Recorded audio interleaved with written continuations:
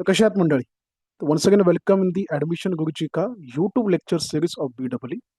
In the previous lecture हमने chapter number 6 खत्म किया था. चैप्टर 6 के ऊपर हमने 6+1 6 थियरी कंटेंट वाला वीडियो, एक क्वेश्चन बैंक का वीडियो हमने पहले से ही पोस्ट भी किया.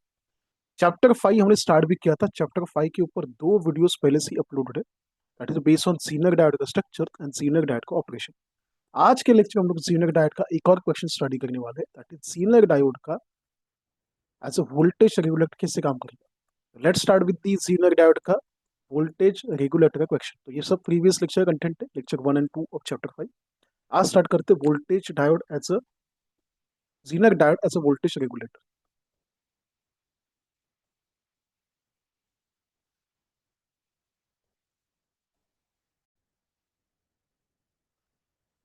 फर्स्ट सेंटेंस क्या दिया उन्होंने, that is Zener diode is used as a voltage regulator to maintain the constant output voltage across the load. तो जीनर डायोड वोल्टेज रेगुलेटर क्यों यूज करते हैं? बिकॉज मुझे कांस्टेंट आउटपुट वोल्टेज चाहिए लोड के पास. सादा एग्जांपल मैं आपको देता हूँ. घर पे हमने फैन देखा है, ठीक है. तो ये फैन का समझो 3 पंखा दिया, उसमें 3 ब्लेड्स दिया है एंड बीच में फैन. उसको हम लोग स्पीड बढ़ाते, स्पीड कम करते. उसको हम लोग क्या करते हैं, रेगुलेट करते अपने हिसाब से. कभी ठंडी होगा तो कम स्पीड, कभी गर्मी होगा तो ज्यादा स्पीड, तो कांस्टेंट स्पीड रखते हैं. तो जीनर डायोड ऐसे एप्लीकेशन में यूज होगा कि समझो आपको वोल्टेज ऊपर नीचे करना है. गलती से समझो ऐसे हुआ कि इलेक्ट्रिसिटी का जो लाइट है, MACB का जो लाइट है, वो डीम हो गया. सडनली बहुत ज्यादा आ रहा है, सडनली बहुत कम आ रहा है. एंड वो सप्लाई हम लोग किसको देते? AC को देते, फ्रिज को देते, वॉशिंग मशीन को देते, टीवी को देते. ये सारे इंपॉर्टेंट गैजेट्स है जिसका कॉस्ट मोर देन 30-40 थाउजेंड है. अगर ये डीम लाइट इनको दिया तो ये गैजेट्स खराब हो गए. इसके लिए मुझे बीच में क्या लाना है, जीनर डायोड, जो इसका बॉडीगार्ड बने. तो जीनर डायोड की यूज करना है. एप्लीकेशन समझा? समझो जब डीम इलेक्ट्रिसिटी होगा, जब बहुत ज्यादा इलेक्ट्रिसिटी होगा, बहुत कम इलेक्ट्रिसिटी होगा, तो AC, टीवी, फ्रिज, इनको हम लोग इमीजिएटली ये सप्लाई दे नहीं सकते. ये सप्लाई दिया तो AC, टीवी, फ्रिज खत्म होगा, टूट जाएगा. And इसके लिए हम लोग यहाँ पे क्या जीनर डायोड यूज करें. ये जीनर डायोड जो कम वोल्टेज, जो ज्यादा वोल्टेज खुद खा लेगा, and इनको कांस्टेंट सप्लाई देगा. कांस्टेंट मतलब AC कितना चाहिए, 5 वोल्ट. एग्जाम्पल देखो, तो इसको 5 वोल्ट कंटिन्यूस देगा. यहाँ पे 50 वोल्ट होने, तो यहाँ पे 1 वोल्ट होने. इसका कुछ भी लेना देना नहीं. तो ये लाइक FD का है. FD ने बोला ना 5% इंटरेस्ट देगा, 10% इंटरेस्ट देगा, तो देना ही पड़ेगा. मार्केट में ऊपर नीचे कितना भी होने दे. तो what why we are using Zener diode, because जितना एप्लीकेशन, जितना हम लोग लोड, उसको हम लोग बोलते हैं लोड. AC, टी फ्रिज को यहाँ पे नाम दिया लोड. जितना लोड है उनको कांस्टेंट सप्लाई देना है. इनपुट में कितना भी वेरिएशन होने दे, voltage point of view, current point of view.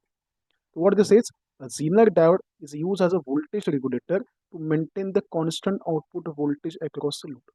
तो अक्रॉस द लोड मुझे कांस्टेंट आउटपुट वोल्टेज मेंटेन करना है, regardless the variation in input voltage और द लोड करंट. तो लोड करंट नहीं तो इनपुट वोल्टेज में कितना भी ऊपर नीचे होने दो, उसको ध्यान नहीं करना है. मुझे वोल्टेज रेगुलेटर कांस्टेंट रखना है, इतना. That's why we are using Zener diode. तो यहाँ पे उसका कंसेप्ट समझा है. जाते आगे. तो दिस इज अ डायग्राम. ये डायग्राम इन डेप्थ हम लोग स्टडी करते हैं. तो यहाँ पे देखो क्या दिया. यहाँ पे मुझे एक सप्लाई दिया है V इन, मतलब वोल्टेज इनपुट, लेकिन ये अनरेगुलेटेड. अनरेगुलेटेड मतलब इसका कुछ भी रेगुलेशन नहीं. ये ऊपर नीचे आगे पीछे कुछ भी हो सकता है. तो रेगुलेटेड नहीं, अनरेगुलेटेड. उसके बाजू में एक रजिस्टर दिया है, उसको बोलेंगे RS. ये होगा सीरीज रेजिस्टेंस. इसको बोलते हैं सीरीज रेजिस्टेंस, नाम याद रखो.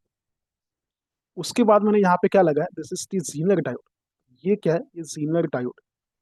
उसके पैरेलल में मैंने एक लोड रेजिस्टेंस लगा है, वेरिएबल.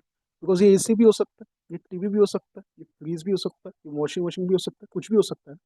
तो इसके लिए ये वेरिएबल, मतलब ये फिक्स नहीं, ये चेंज होगा. एंड यहाँ पे इनपुट वोल्टेज, तो मुझे यहाँ पे आउटपुट वोल्टेज मिलेगा. मतलब यहाँ पे कितना भी ऊपर नीचे होने दो, ये आउटपुट वोल्टेज स्टेबल होना चाहिए, स्टेबल. ये चेंज नहीं होना चाहिए. जितना यहाँ पे वोल्टेज है उसका यहाँ पे करंट जाएगा I. ये करंट एट दिस पॉइंट, ये जंक्शन बनेगा. तो I डिवाइड होगा IL में एंड IZ में. तो कुछ हिस्सा IZ के पास जाएगा, कुछ हिस्सा IL के पास. सेम IL यहाँ पे RL के पास आएगा. अब ये वीन, ये वोल्टेज है ना. तो अगर ये देखा तो ये दोनों पैरेलल है, VZ एंड RL, मतलब जीनर डायोड एंड RL दोनों पैरेलल है. तो जितना वोल्टेज RL के पास होगा, उतना वोल्टेज जीनर डायोड के पास होगा. मतलब VZ, which is voltage at a zener diode, and voltage at the RL, it's voltage at R L and voltage at Zener diode are same. क्या बोला, समझा? तो यहाँ पे कितना वोल्टेज है? जो वोल्टेज वी नहीं, ये तो गिवन वोल्टेज है ना, ये गिवन वोल्टेज में से कुछ हिस्सा आर एस के पास है, that is V R S. तो कुछ हिस्सा यहाँ पे जाने वाला है, that is V R S, and कुछ हिस्सा वीजेड के पास है। वीजेड का voltage and V R L voltage दोनों इक्वल है। क्या बोला, समझा? तो वीन क्या होगा? वीन मतलब Vin is equal to V R S plus V Z. तो वीन का कुछ हिस्सा वी आर एस के पास आएगा और वी जेड के पास। जितना वी जेड है उतना वी आर, ये दोनों पैरेलल है। ये पूरा मिला के सीरीज में, आर एस सीरीज इन दोनों के पैरेलल। तो करंट यहाँ पे डिवाइड हो रहा है बिकॉज पैरेलल में। देन ये से यहाँ पे वोल्टेज डिफरेंट आएगा, and what we can say कि V input is equal to इसका वोल्टेज प्लस इसका voltage, V Z is equal to R. Diagram properly समझा? तो यहाँ पे वोल्टेज इनपुट कितना भी ऊपर नीचे होने दो, अपने को ये आर एल का output current and the input and output voltage ये कांस्टेंट, इसको धक्का नहीं लगना चाहिए। तो जितना भी ज्यादा आ रहा है जितना भी कम आ रहा है उसके पास जाएगा, ये वी जेड के पास जाएगा, ये आई जेड के पास जाएगा। ये तो अपने को सीखना है। लेट्स स्टार्ट विद कंस्ट्रक्शन का, हो गया। इसका वर्किंग देखते हैं। When Zener diode is operated in the breakdown region, the voltage across its remain practically constant for large signal current. तो Zener diode जो ब्रेकडाउन रीजन में काम करेगा, पहले भी देखा है, Zener diode रिवर्स बायस में काम करता है, तो उसका वोल्टेज क्या होता है? कांस्टेंट होता है। हमने ग्राफ देखा ना, तो इसका वोल्टेज वो कांस्टेंट है। वोल्टेज ज्यादा चेंज होगा, करंट ज्यादा चेंज होगा।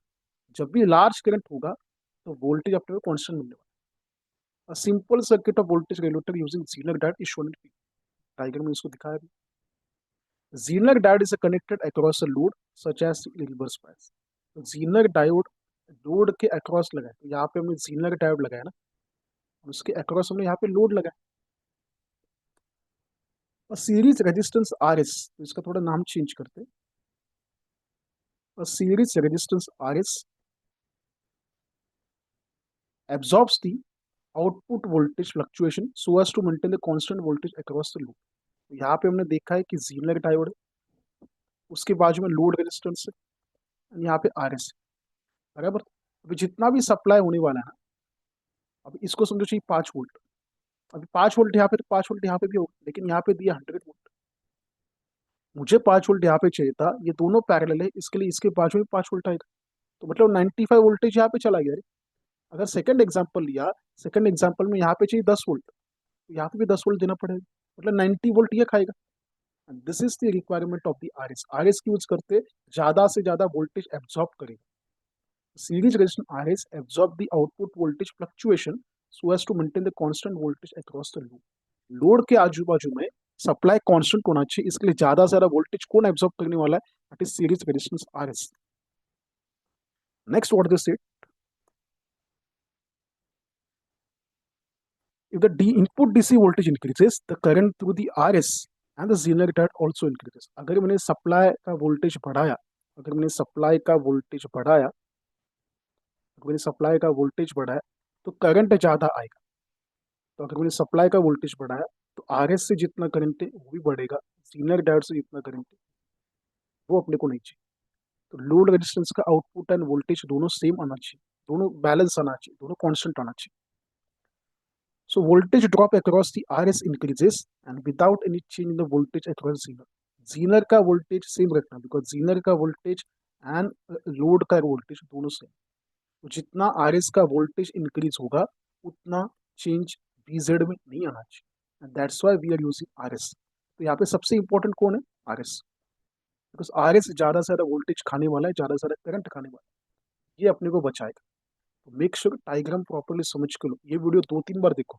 बचपन में सेमीकंडक्टर नाम का चैप्टर था 11th-12th में, उसमें Zener diode as a voltage regulator था। जिन्होंने कंप्यूटर साइंस एंड बायोफोकल लिया था उनको भी था, लेकिन दैट टाइम पढ़ा नहीं होगा। तो कंसेप्ट अभी क्लियर करो। देन उसके बाद हम लोग इसका थोड़ा फॉर्मूला स्टडी करेंगे। फर्स्ट फॉर्मूला, ये Zener वोल्टेज क्या बोला फॉर्मूला में, कि जितना आउटपुट वोल्टेज है उतना VZ।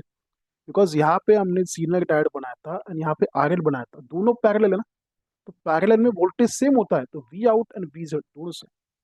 तो V out is a constant जो चेंज कभी नहीं होगा, it is equal to V Z provided input voltage is greater than V Z, provided input voltage is greater than V Z. V out is equal to V Z चाहिए, and provided input voltage V Z से ज्यादा होना चाहिए, वो तो होगा ही, because we इन का formula ने देखा, V in is equal to V R S plus V Z. Second दिया करंट थ्रू सीरीज रजिस्टर।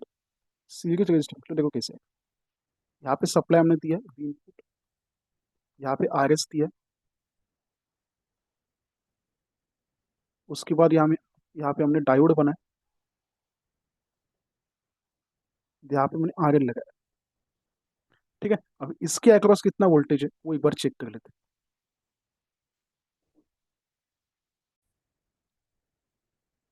मतलब यहाँ पे कितना दिया है, वीन दिया है, देन हमने बोला था कि यहाँ पे वी जेड जाएगा और यहाँ पे जाएगा वी आर एस। तो ये फॉर्मूला आपको पता है कि V in is equal to V R S plus V Z, because series में जितना वी जेड यहाँ पे उतना ही वी जेड यहाँ पे जाने वाला है। देन यहाँ से करंट जाने वाला आई, यहाँ से करंट जाने वाला आई एल, यहाँ से करंट जाने वाला आई जेड। तो we can say I is equal to I Z plus I L. ये दोनों फॉर्मूला देखा है, ये दोनों फॉर्मूला यूज करके हम लोग क्या बनाते हैं, कितना करंट पास हुआ है सीरीज रजिस्टर, मतलब I R S is same as I R S is same as I. अभी voltage divide by resistance, Ohm's law है ना, V is equal to I R, तो I is equal to V upon R, बराबर। अब किसका current चालू है, R S का, तो आर एस का रेजिस्टेंस कितना है, आर एस, बराबर। तो नीचे जो आर चाहिए उसकी जगह हमने आर एस चिपका दिया। अभी आर एस का वोल्टेज कितना है, आर एस का वोल्टेज है V R S, and V R S कितना मिलेगा, V R S is equal to V in minus V Z. यहाँ पे क्या है, V in minus V Z, काम खत्म। जिसको समझ में आया वेल एंड गुड, जिसको समझ में आया इसको याद रख सकते। तो मुझे करंट निकालना है, तो वोल्टेज अपॉन रेजिस्टेंस आएगा। वोल्टेज कितना आएगा, V in is equal to V R S plus V Z, तो वी आर एस कितना आएगा, V in minus V Z, resistance कितना आएगा, आर एस आएगा। काम खत्म हो गया, जाते आगे। What is the next one, उसको स्टडी करते हैं। लोड करंट, तो what is the load current, तो लोड करंट मतलब जो एकदम लास्ट में यहाँ पे हमने डायोड लगाया, एकदम लास्ट में जो रेजिस्टेंस है उसका करंट कितना आएगा, आई। तो I is equal to V upon R. किसका करंट चाहिए, लोड का, तो लोड का रेजिस्टेंस कितना है, आर एल। लोड का वोल्टेज कितना है, जितना वोल्टेज जीनर डायोड का है, दैट इज वी जेड। तो V Z upon R L is equal to I L, ये भी खत्म हो गया। उसके बाद जीनर करंट, जीनर करंट क्या आएगा देखना, I is equal to I, I is equal to, क्या फॉर्मूला था, I is equal to I Z plus I L, ऐसे था। अब ये करंट आई किससे पास हो रहा है, आर एस से पास हो रहा है ना। तो डायरेक्ट हमने देखा होगा कि यहाँ से करंट डिवाइड हो रहा था, तो यहाँ से current I will become I L, and नीचे आएगा आई जेड। तो फॉर्मूला क्या बनेगा, I R S is equal to I Z plus I L. तो आई जेड क्या आएगा, I R S minus I L, खत्म। तो ये चारों फॉर्मूला आपको एग्जाम में लिखने हैं, याद रखो। तो I Z must remain within the Zener diet's maximum and minimum current rating to ensure the proper regulation. IZ का वैल्यू मिनिमम मैक्सिमम के बीच में वेरिएट होना चाहिए, रेटिंग होना चाहिए, सो दैट अपने को कांस्टेंट सप्लाई मिले। जीनर डायट के ऊपर कुछ भी क्वेश्चन पूछा तो आपको ये सारा कंटेंट लिख के आना, make sure, so that in the next lecture we can start the LED. Next lecture LED का स्ट्रक्चर एंड ऑपरेशन लोग इन डेप्थ स्टडी करने वाला है, तो मेक श्योर ये कंटेंट वापस देखो। जैसे लेक्चर खत्म हुआ, जीनर डायट का पूरा कंटेंट लिख के नोटबुक में लिखो, उसको रिवाइज करो, प्रैक्टिस करो, सो दैट आपको ये याद रहेगा। तो मिलते हैं इन the next lecture. Make sure अपने दोस्तों के साथ ये वीडियोस शेयर करना। डिस्क्रिप्शन बॉक्स में व्हाट्सएप का ग्रुप लिंक दिया है, you can join that group. यहाँ पे स्टॉप करते हैं, थैंक यू सो मच, चलो बाय।